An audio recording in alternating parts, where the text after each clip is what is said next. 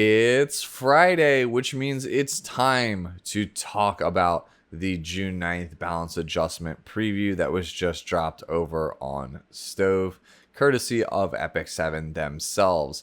My name is Pat, and if you've never seen how I do these balance adjustment previews, before I get into giving you my 2 cents, we at least have a small conversation about each of the characters and the artifacts and talk about the things that may have landed them on this balance adjustment preview list in the first place, the things they may be lacking, the changes that they are looking for, so that way when I give you my 2 cents, we have some context of whether or not we can accurately gauge, is this a good buff at the end of the day.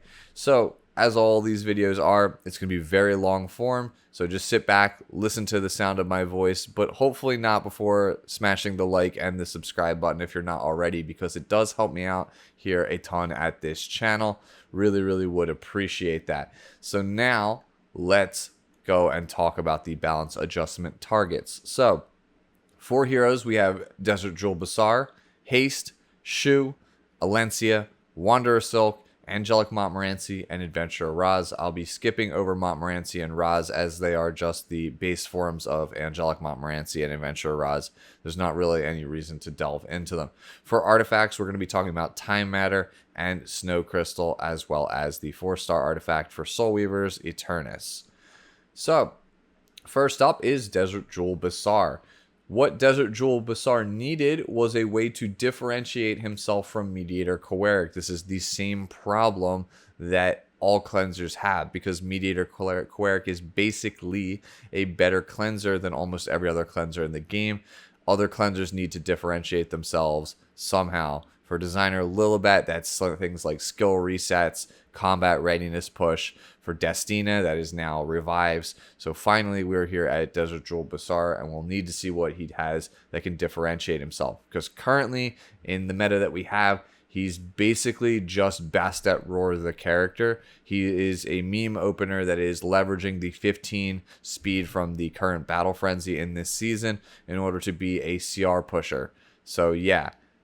You're not really playing him for any other reason. You're not playing him for his cleanse, his healing capabilities, none of that. You're just playing him for the combat readiness and exploiting a Battle Frenzy mechanic that's probably not going to be here next month. So he really is just looking for, again, that big identity. So before his S1 Desert Wind, attack the enemy with wind with a 35% chance to stun. Now it still has that 35% chance to stun, but it gains a recovery of health of all allies. The amount recovered increases proportional to the target's max health and the caster's attack. This should look familiar. This is literally his old S2 passive, Everlasting Oasis. They basically have moved his S2 onto his S1. He now has a new Soul Burn instead of being an AoE attack that also could heal. It just is a 20 soul burn that increases the amount recovered. I'm going to assume this functions very similar to Ruel and Destina, where it's just going to give you a huge chunk of healing. It's going to basically double the potency of the AoE heal. So now he got this new crazy thing, and this is what's going to differentiate him from Mediator Cleric. He has an S2 attack now. He no longer has a passive. It is Desert Storm. With a Sandstorm, he basically attacks with a Sandstorm, inflicts barrier inversion on all enemies, and has an 85% chance to decrease hit chance for 2 turns. When the target is granted a barrier, grants an extra turn to the caster. So let's break this down, starting with the barrier inversion. Their description of barrier inversion says, inverts barrier into damage, unaffected by effect resistance, and whether the attack hits, and applies to heroes only. And then it has the language again, when the target is granted a barrier. So I'm assuming this means if you actually hit somebody with a barrier, this move gets an extra turn. This is like a really overloaded S2. Like, he didn't need all of this. This is like one of those scenarios where you had a good idea and you just went maybe like 1 to 2 steps too far, right? Barrier inversion seems nuts, by the way. So if it does what I think it does, where it can basically kind of flips the barrier. So like if you have like a 3k barrier, it's like gets rid of the barrier and does 3k to you. that's really bad news for Para, because Para has like these huge like 60-70% barriers on her when she uses her S3. That means that if you hit her with Desert Storm, not only does Desert Jewel Basar get his extra turn, but yeah, that's a very dead looking Para. So that already would be pretty good, right? The fact that he has this move that just wrecks barriers, but you get the extra turn, which means that you get to follow up with Bastet Roar, his S3, which means you get to CR push your whole team. So yeah, that's like a really, really strong combo on a Soul Weaver to begin with. But it also has Blind, right? And then also it works even on a miss. So characters like, Remnant Violet, for example, are not safe from this as well. You can't even resist it as well. Like, it's a whole bunch of pieces. Like, did it really need the unaffected by ER? Like, did you really need to take that counterplay away from players, especially on a stat that is, like, suffering? It needs to have some kind of use right now. Because, again, characters like Designer Lilibet and Mediator Coeric have made it so that effect resistance just doesn't feel super good as a stat. I don't think it really needed, like I said, all of this. Like, I don't want to harp on it too much, but like, this is a really nuts S2. It's an AoE blind similar to base Bassar. It completely wrecks Fallen Cecilia. It completely wrecks Para. Yeah, like honestly, like Desert Jewel Bassar is going to be pretty good because he's still going to have that meme opener status for like a week or two after he actually, these changes go live before the season ends. So he's still a meme opener, and he's an amazing threat to some of the better damage mitigation sources in the entire game. Good against DN, good against Fallen Cecilia. It's like he's honestly just this skill alone makes him feel like a cleave character, like a support for cleave. So yeah, this is just really, really nuts. I honestly can't believe that they gave him a skill like this. It does have a 4-turn cooldown as well. So we will now look at the changes to his S3, Bastet Roar. Essentially, all they have done here is lowered the amount of turns on the immunity, and they've lowered the soul count, but they've decreased the cooldown to 4 turns. So basically, he can cycle turns faster. He has his ultimate up, his combat readiness up faster, his cleanse is up faster, which does help him, again, combat the fact that Mediator Coeric is still a better cleanser than he is. So, like, he now has a much more frequent cleanse, which I guess can be nice for him to have. So, overall, really nuts set of buffs. Like, this S2, I don't think it can be understated, like, how strong this S2 is. I fully expect him to be played. And again, it's probably going to be played by those people who just really don't like playing against Para or Fallen Cecilia or Dian or Hua Young. Like, any of those characters are in serious trouble. And it's weird that a Soul Weaver, of all things, is the thing that is making them scared. I guess it kind of makes sense a little bit because it is, at the end of the day, Bassar. Bassar was a character that gets rid of buffs, so they kind of moved him closer to that, but he didn't really sacrifice anything to get to that point. So yeah, I would say mission accomplished on what they were trying to do. He definitely differentiates himself from Mediator Coeric now, and he definitely does more than just uses S3. So yeah, again, good set of buffs. Might be a bit too much if I'm being real with you guys, though. Next up is Haste. So for Haste, he needs to just do something, like literally anything. He needs a niche. His current niche is as a golem unit, and he's not even the best golem character. Like, Vivian just completely outclasses him as a golem character.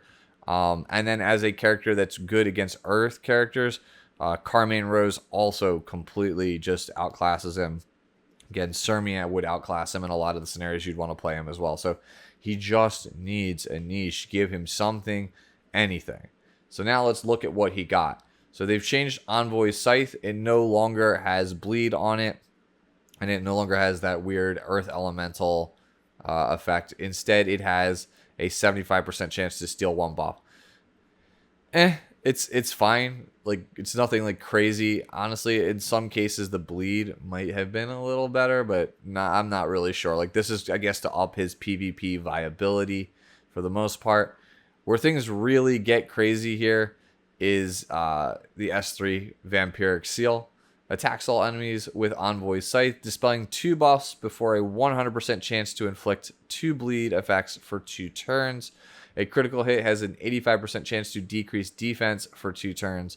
When there are 3 or fewer enemies, damage dealt increases with fewer enemies. This skill cannot trigger a counterattack, and the base damage was increased. So they've basically lowered the bleed stacks. They've gotten rid of this detonate on Earth Elementals.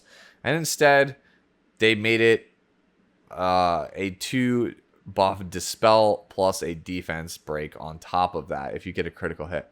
This should sound familiar because this is what Rand does. And it can't trigger a counterattack, so just like Rand, you have some protection from a character like Violet, for example, or other counter characters, because Rand gets the skill nullifier. This one cannot trigger a counterattack. And it's not like Haste is actually that slow. Correct me if I'm wrong, guys, but this character is like 120, 121 base speed, somewhere around there, which means that he's in the same speed bracket as Conqueror Aurelius. So everyone who has been sitting in Champion Plus that has been pre-banning Peyra and Rand because it minimizes the openers for Cleave, here's a new one. So Cleave is back on the menu as if it wasn't already. Aggro in general is just really, really strong right now at the like Emperor and Legend levels, from what I've seen, from what I've watched people, from what I've played myself personally. So yeah, wow. Talk about a glow up, right? Like, we needed Haste to have a role. He is literally the Ran that you play. He's Ran at home, basically. He's not as good as Ran, but he's Ran when Ran is banned. And I think that is definitely something to take note of. He could also just be a very speedy nuker for somebody who's not Cleave. Like, I could see him being like a 270, like turn 1 setup character, much in the same vein that like, say a Red Hand guy is, or like a Solitary of the Snow, where it's just like, it's not the fastest character, but it's pretty debilitating to your opponent if they can't really interrupt it. It doesn't necessarily set up a Cleave, but it puts them in a pretty bad spot. So yeah, this is a pretty good set of changes overall. I would rather have a character like Haste be the one with the Ran opening than Ran himself, because Ran is obviously like magnitudes faster than this character. Very good set of buffs for Haste. Will he for sure see a ton of play? I'm not sure. But this is definitely a Cleave option for those of you who are out there who are Cleave players. Next up is Shu. So Shu has this weird dilemma that almost every bruiser in the game has, and that is, how do you make this character compete with Huayang or Apocalypse Robbie? Because Shu doesn't really do anything in any PvE game modes. She is more of a PvP focused hero, and she would really need a lot to differentiate herself and make her actually a viable pick in the face of somebody like, say, a Huayang or an Apocalypse Robbie. So let's see what she ended up getting. So they have changed her soul burn. It no longer is on the S2. Instead, you can spend 20 souls to get an extra turn on her S1, which is the primary way that she gains focus in order to actually use her S2, which is her big payoff. We talk about a lot on the channel how great granting an extra turn is, so this is definitely an improvement. The problem is that the S1 is not really like crazy debilitating. Like, when you think about extra turn characters, like Spectre is game ending because it can kill characters, because it does so much damage to the enemy team. Just puts a lot of pressure on them. Arya, very similar character. Soul burning grants focus, which could lead to your huge S2 dragon coming out, pushing back everybody, doing a lot of damage, things like that. Chop is not really the strongest move when you think about it. It has, I believe, somewhere around like a 0.5x attack multiplier and like a 10% health scaling. And if you remember from how to play Apocalypse Robbie's S1 is like a 1x attack multiplier and 12% health scaling, and also has injury. So yeah, Chop, again, not really that strong of a move. So getting an extra turn on it is nice because it will allow you to get that whoosh, that S2 off in a more timely manner. So it is a quality of life change, but it doesn't help us compete with Hua Young or Apocalypse Robbie, at least in my opinion. So they've also changed Fwoosh. Instead of having the 50% defense pen up front and then having 5 focus being a full reset, we have changed it to the following. Attacks the enemy by wildly swinging a spear and absorbs some of the damage dealt as health. Penetrates the enemy's defense by 70%. So we're really leaning into this now. 70% is a lot of defense pen, by the way. When the caster's stacked focus is 5, consumes all focus, increasing damage dealt and resetting the cooldown of Fwoosh. Damage dealt increases proportional to caster's max health. It's important to note here, this other thing in green text, damage dealt decreased. Why? I have to ask why. I understand that you're giving it 70% defense pen, which that's admittedly like a crazy amount, but you guys opened Pandora's box. Like, Hua Young is 100% defense pen at this point. 70 is not as good as that, obviously. And this one didn't do the craziest amount of damage. I ran some damage calcs before I made the video. A Shu with like 300 crit damage, 25k HP, with a stacked Fwoosh, it's doing like 13k to a character with its current version that's on the live server. With the 70% defense pen, it's obviously going to go up, but if you lower the damage based on how much you lower it, it's not going to be like super great. And now the reason why I'm telling you this, you're probably like, wow, 15 to like 17k, that's a pretty good nuke, right? On the same targets, Apocalypse Robbie does 21k and has a revive. So yeah, does not inspire confidence, right? So yeah, we'll wait and see. I mean, the damage dealt decrease might be not as crazy as we think it is. It sounds good on paper, but in theory, when you think about it, when you look at, again, the other bruisers in the format, this doesn't do enough, I think, in order for us to really get there. So the final change is on Help Me Cream, her S3. It still is the same exact skill, but it now has, when this skill is unavailable due to cooldown count, after an ally, except for the caster, is attacked, has a 20% chance to counterattack. So essentially, after you've used your S3 while it's unavailable, she's basically got the REM treatment, where if you hit somebody other than her, she has a chance to counter. And we already established that Chop is not exactly the scariest move. When you compare it to REM, if she actually activates Iron Strike, which is at the same frequency as this one, by the way, that is an AoE attack as opposed to a single target attack. That is a move that gives unhealable and removes 1 turn of buffs from everybody, and that all ignores effect resistance. So just REM does the same job, a lot scarier. Characters like Bellion have counterattacks that are a lot scarier than this. I think at the end of the day, where things really lie is that Chop is just the cornerstone of the entire kit. They have basically made Chop the cornerstone of the kit, and it just doesn't perform at the level that it actually needs to. It's not a terrifying attack. It's not your Charles S1, S2 combo from back in the day. People like to refer to her as Blue Charles, but it really just, I don't think it's enough. Like, at the end of the day, the damage multipliers just aren't anywhere near A. Robbie, and in fact, they're very akin to the next character we're going to talk about, and that is Elencia. Elencia has the exact same issues as Shu. How does a slow bruiser compete in a metagame against Hua Young or Apocalypse Robbie? You have to have some differentiator, something that makes you on their level, but offer something slightly different in order for us to actually want to choose them. So let's take a look at what they gave Elencia. So first up is a change to her S1 Eradicate. They have lowered the base damage. Already not off to a good start, because Eradicate is a very similar story to Shu's S1 Chop, which we again already led into the section with. It does a lot less damage on terms of attack scaling compared to A. Robbie. It does a lot less damage in terms of health scaling compared to Apocalypse Robbie. So the move didn't really need a damage nerf. And I think I understand where they're going with this, why they did it, and that is because of the change to the S2 Noble Blood. Previously, when Elencia was attacked, she had a percentage chance to get Mind's Eye. Mind's Eye was this buff that gave 30% effectiveness and effect resistance, couldn't be dispelled. And if she had Mind's Eye, when she used Eradicate on her turn, she would follow up with the Trample attack, which had slightly better multipliers than Eradicate. You would get this cool 1-2 punch of Eradicate breaks your defense, then Trample hits you for the big deeps. That's pretty much what her game plan was.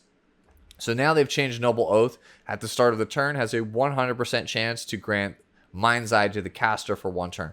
Off to a good start already. This was one of the primary things that people wanted. Make Mind's Eye consistent. Make Mind's Eye 100%. So now you actually have Mind's Eye ready to go if you need it at the start of the turn always. Then we continue on. After using Eradicate, when the caster is granted Mind's Eye, activates Trample. So it's still the same. Trample strikes the enemy, now inflicts injuries. Damage dealt increases proportional to caster's max health, and then it has the severity of injuries clause. It is 10% here. So they've kind of given S2 the treatment that Apocalypse Robbie had on S1. So you get that injury just like Apocalypse Robbie. And that's actually pretty good because it does give Elencia some skin in the game against A Robbie, because if you can just keep injuring her, she will start to lose potency. She will lose some damage and some bulk. They've also changed Mind's Eye to basically just drop the effect resistance entirely. Just go all in on effectiveness. They make it 50% now. They've also decreased Trample's damage dealt. So when you used to use Elencia's combo, it was like somewhere around 15 to 17k damage with the meta build, around based on like a standard health unit, right?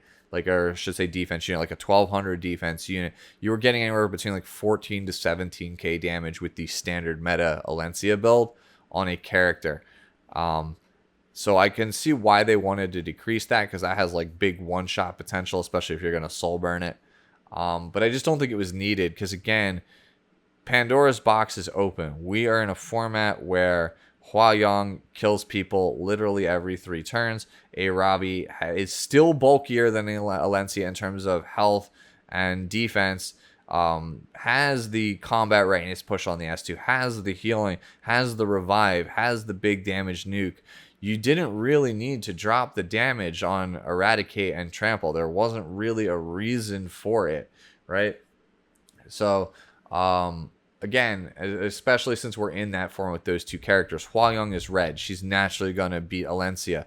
And A Robbie usually plays Crimson Seed, unless she's on proof, in which case she's just going to cleanse out of your combo and you're not going to do a ton to her anyway. So, again, she needed all the help she could get. There was no reason, I think, to touch these multipliers.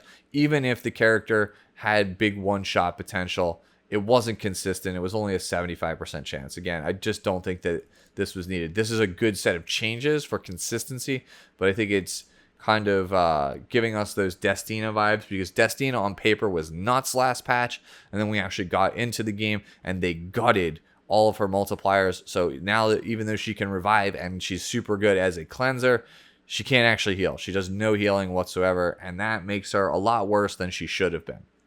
And I feel like the same is going to be said here for Elencia. Lastly, we've changed Genesis. It now has increases combat readiness of the caster by 50%. Cool quality of life change. Genesis was always one of the better S3s in the format back in the first 1 to 3 seasons.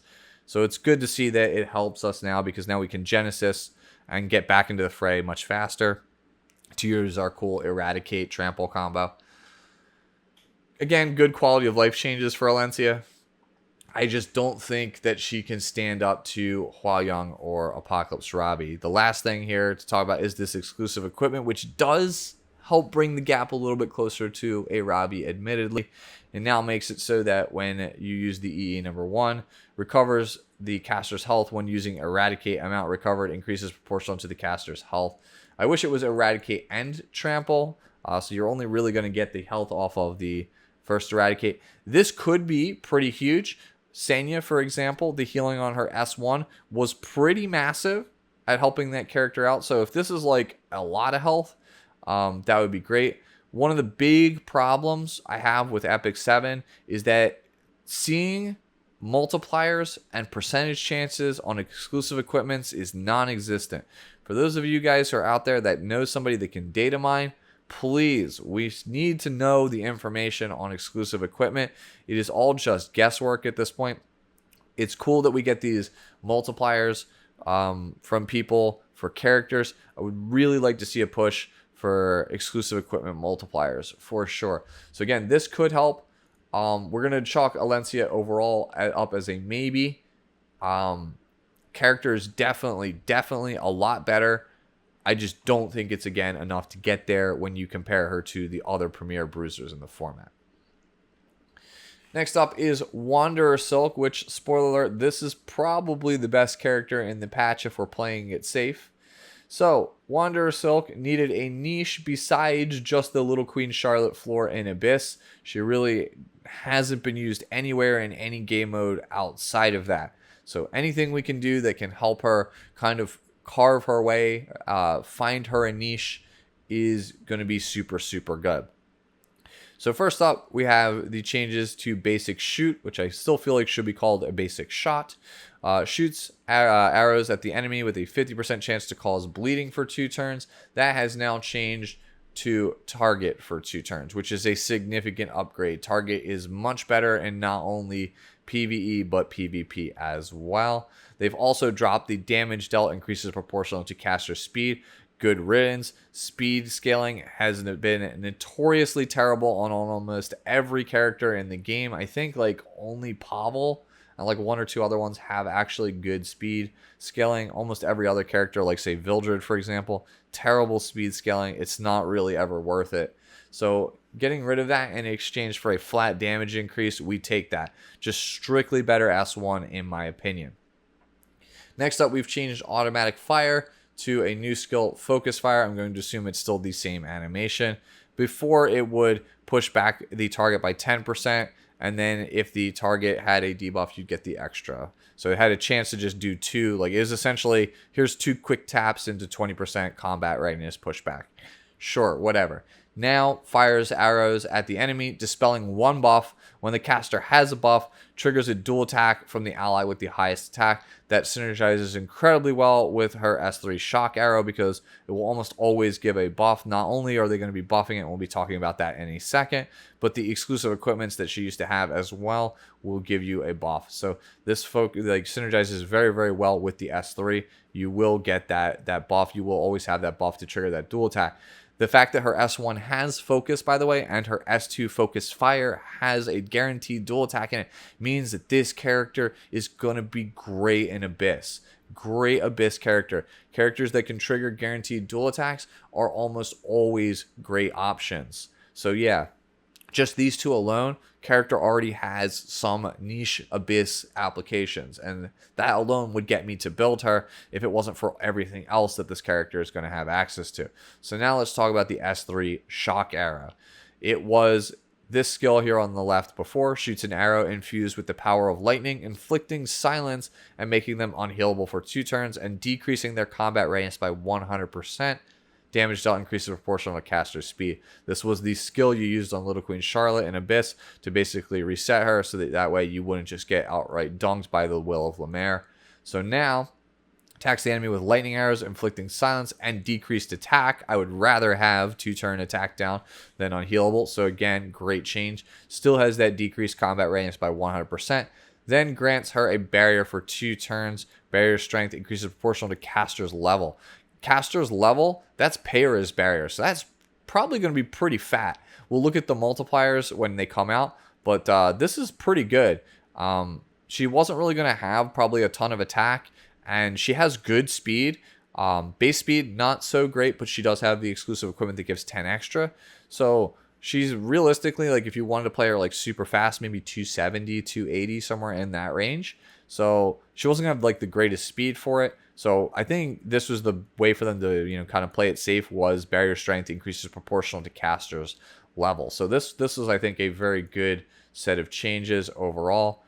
Shock arrow was already a very solid option with the 1E that lets you bypass immunity. So that's really, really good. I think a lot of people are going to be playing her in Cleave and Abyss, especially because she has the EE that gives the speed buff to the whole team. And the reason why I mentioned Cleave here is this right here, the imprint release. She gets 14 speed instead of having critical hit chance. That's massive. If you guys are not aware, speed imprint is the best imprint in PvP in the entire game. And there's very few heroes that have speed release, speed imprint release. It's like Vildred is pretty much the best one for the whole team. And then after that, the one that like everybody tries to contest is Watcher Shuri. This, I believe, is the same kind of usability, the same tier as Watcher Shuri. So yeah, all these changes could literally be blank, and this speed imprint alone would make Watcher Shuri a competitive pick, because in a duel between two cleavers, turn 1 is the only thing that matters. 14 speed is massive. So yeah, this is an absolutely insane change. The other change that I have to talk about here is the soul burn change. Before it was a extra turn on the S2. It has now been changed so that you get a soul burn for 20 souls that ignores effect resistance. Traditionally ignores ER skills. Really, really strong. Especially it's going to be it ignores ER, silence plus 100% pushback. You're basically just dunking that character from orbit. They are not coming back into this game anytime soon. So yeah. Like I said, this is my pick, I think, for the most improved character overall. The imprint alone, I think, means that this character is going to see a ton more play. Let's talk about the changes to the exclusive equipment. Before, option 1 granted the caster an extra turn regardless of whether the enemy is debuffed when using automatic fire. So automatic fire doesn't really exist anymore, so they had to change it to something else. So now you get the increases target effect chance on her S1 by 15%. So it goes from 50 to 65. Sure, for Abyss, this is probably pretty good. I think for everybody else, you're going to want to either get the way to bypass immunity on the silence, or you're going to want to get the speed buff for the whole team. So yeah, Wanderer Silk, holy crap, really huge improvement. Has a ton of good uses and applications. Really like this one. I think if you wanted, the safe money is on this character. If you wanted to invest, I think it's worth investing in her now. So let's skip right past Montmorancy here. Regular Montmorancy, and go to Angelic Montmorancy. I scrolled a little bit too far. So, for Montmorancy, she needs one of two things. Either she needs better performance in Wyvern 13 for newer players, or she needs to find some kind of niche when compared to other cleansers in the game, like your Mediator Quirks, your Destinas, your Designer Lilibets, because other cleansers have something that makes them stand out and be more impactful than just a cleanser. You can't just be a cleanser now in the current format and expect people to actually want to use you when like other cleansers again exist. Even in like Abyss, Montmorancy is a solid pick, but why play her over a character like Diane and Amelia? Yes, I know those are limited 5 stars, but the character like already was a solid new player option. You have to give us a reason as veterans to want to keep caring about her and not just bench her when we finally get a shiny upgrade. So let's see what she ended up getting. So they've changed the S1. It now has a 50% sleep chance instead of a 35% sleep chance. This is more in line with what almost every other S1 in the game is. It's always like 50, 75, or 100 now at this point. The only things that are really less than 50% are stuns, because stuns are broken. So having a sleep, which is basically a stun with some drawbacks, is obviously going to be, better for the most part. So they've also changed it now that her S3 Earnest Prayer dispels the 2 debuffs before she actually uses the heal, as opposed to before you would get the heal and then you get the dispel after that. So if they had unhealable, you wouldn't gain any health, then you would dispel it. So this is just a quality of life change overall. This isn't really a buff, more so as a quality of life change that puts it more in line with how almost every other cleanser works in this game at this point. And then they changed the Solitude rune. It used to be increases sleep sorcery sleep effect by 15%. Didn't actually even know she had that. No offense. That's how you know I don't play Montmorancy a whole heck of a lot anymore. Solitude Rune now has, when attacked by an enemy that is not an elite or boss monster, damage suffered by the caster decreases by 15% when one or more, so it doesn't stack with other things. Why is this not on elite or boss monster? Was it really so much to ask for a 15% damage reduction for Wyvern 13 for those players that are new, that are struggling with Wyvern 13 to get their first team off the ground? Was it really so much to ask to make their free-to-play Connection Soul Weaver a better tank? I don't understand why that was the change. That said, 15% flat damage reduction is good. I've talked about on this channel before how I used to play Final Fantasy XI. Defending Ring was a flat damage reduction. I believe it was like 10% back in the day, and that was nuts. So do not underestimate this. 15% seems like a small number, but it is still a pretty decent chunk of damage mitigation. Overall, I don't really think, though, any of the changes here really help Montmorancy. They are more quality of life than anything. If you were already playing Montmorancy, cool. Your waifu got a little bit better, but this doesn't really help her differentiate herself from any other cleansers, from Koeric, from Destina, from Diane, from Amelia. If you have these characters, they're probably going to be better in almost every scenario. So now let's talk about Adventurer Raz, the boy himself, the main character, the god MC.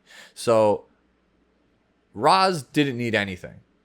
Raz is like an insanely top tier PvE unit. He's excellent in Advent. He's by far one of the best characters for Abyss that they've ever given us. He's obviously great in Adventure. He's really good in Expeditions. He's one of the best in 2 of the Expeditions. He's pretty much like the second option behind Cecilia and Rose for the most part, and you could argue he might be better than Rose based on what is actually in your team comp. So Raz didn't need anything. He is PvE all-star. If he could have had anything, it would have been something to help him out in PvP, because he's not seeing as much play there. He's seeing some play thanks to characters like Diane and Landy still being in the format, but he's not seeing like a whole heck of a lot of play. So anything that can help him in PvP, that's cool. So what do we get? The S3 Purifying Flame now has increased healing. Awesome. It didn't really heal a whole heck of a lot to begin with, so having more would be really, really nice. We'll have to see how much we're going to get here.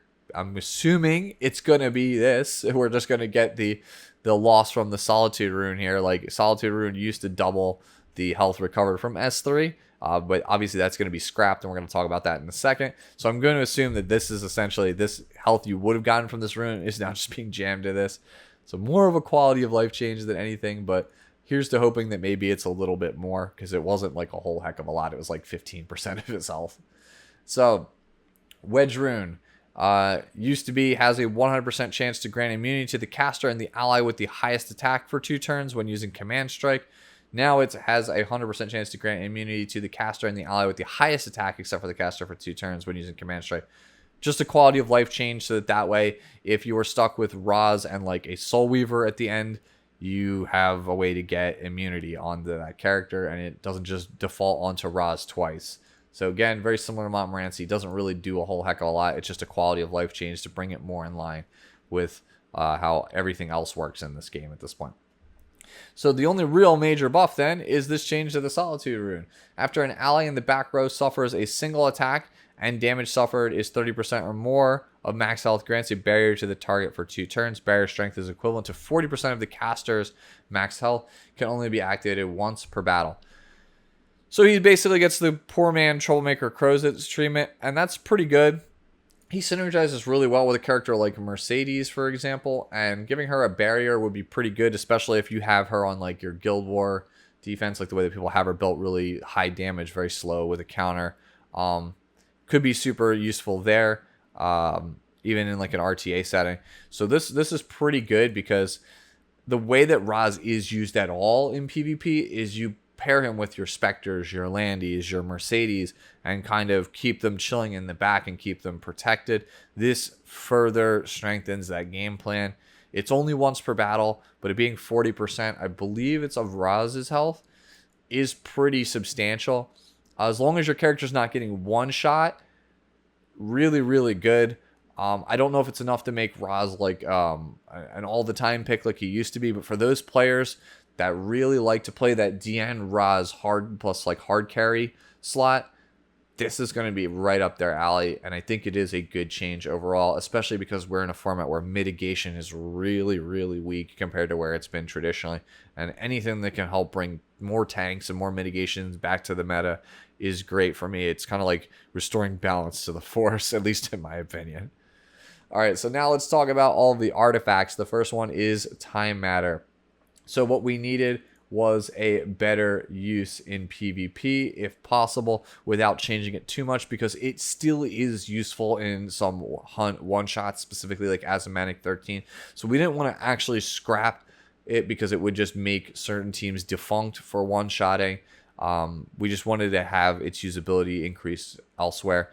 So now, instead of giving you 18 to 36% extra attack when you kill a target, you're now getting essentially 6 to 12 up front, and then another 12 to 24 if you actually get the kill.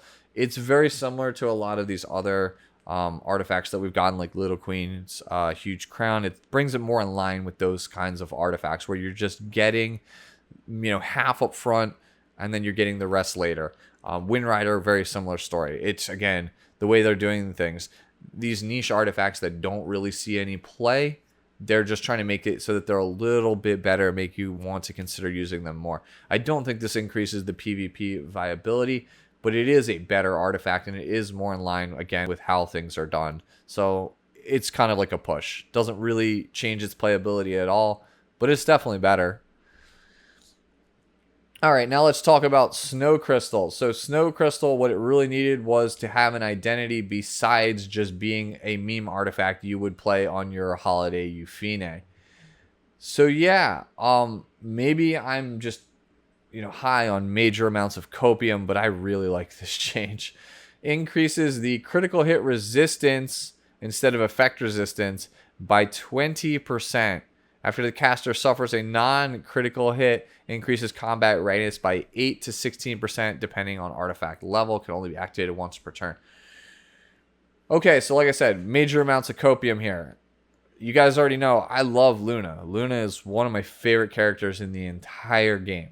Luna has 30% critical hit resistance. She's also a warrior, which means she can wear Snow Crystal. 50% critical hit resistance might be enough, and it does synergize that CR push with her EE number 1 that gives you CR push on her S1. So Bruiser counter Luna might be back on the menu. Probably not, but I really want to believe. We are desperate for some kind of strong blue DPS in this format that's not Kisei, somebody that's consistent. So maybe, just maybe, Bruiser Luna might be an alright option. I'd have to run the numbers and figure it out. But yeah, I'm hoping. 50% critical hit resistance is nothing to scoff at, especially if you pair her with Diane, who is commonly played. That's going to be a really, really annoying unit to play against in that scenario. So it might just be a niche, two-man cell. But I'm definitely going to try that. And I think that gives, again, Snow Crystal kind of an identity. You could slam it on Gunther, by the way, also for maximum meme crit hit resistance. So yeah, really interesting change. Really curious to see how this one pans out. It's kind of like a really awkward Moonlight Dreamblade at the end of the day for warriors. And then the last thing to talk about in the video is Eternus. And the only thing I have written here is to not be bad, because it's not a good artifact. And it's in a class, which is Soul Weaver, where most of the artifacts are really good. You have to do a lot for you to want to see play over Idol's Chair, Potion Vial, Magaraha's Tome, Rod of Amaryllis. These are all really, really good. Stella Harpa. These are all great artifacts. Doctor's Bag. You see what I mean? I just keep naming. There's so many good artifacts and Soul Weavers. Soul Weavers have lots of great options. So this just needs to be another great option. So before, it used to increase the combat readiness of the caster by 6 to 12% when a debuffed ally, except for the caster, starts a turn. So essentially, if your ally has debuffs on them and they start a turn, it will zoop your Soul Weaver up ever so slightly. The thing is, you basically need to get to the character faster, right? You want to have your Soul Weaver take the turn before the person on your team with the debuff takes their turn, so that way you can actually cleanse it and do your job. So what they've changed it to is increases combat readiness of the caster by 7 to 14% when an ally has a debuff at the end of an enemy's turn, can only be activated once per turn. Better condition to start, right? It's instead of being when one of your allies ends a turn, it's one of your enemies ends a turn. So if they basically go, hey, I'm going to hit you with a debuff, what you going to do about it? Your Soul Weaver gets a 14% CR push. The problem is this can only be activated once per turn. So 14% is not like a whole heck of a lot. Whereas before, if you had a really slow Soul Weaver and they hit your whole team with like AoEs, and then your whole team would say stun, and they went 1, 2, 3 in succession, you were going to jump a whole heck of a lot. You probably don't need it at that point, but it was a pretty substantial boost. This, I think, needed to be a much bigger boost. Like, this is a good condition. I would have liked this to have been like 30 or 40% to be like in line with Designer a little bit, like the same level of jump. I think that would have made this like a really interesting artifact choice. But at 14% and only once per turn, nah, I don't see it. I really don't see it. Better, probably. Just again, this CR push is just not enough. I think it needed to really be a lot more. All right, so yeah, I'm a bit exhausted if that's not already obvious. Hopefully you enjoyed my 2 cents on everything here in this video. Again, as always, it's a long one. I'll catch you guys later. As always, enjoy the rest of your day and the rest of your week. Bye-bye now.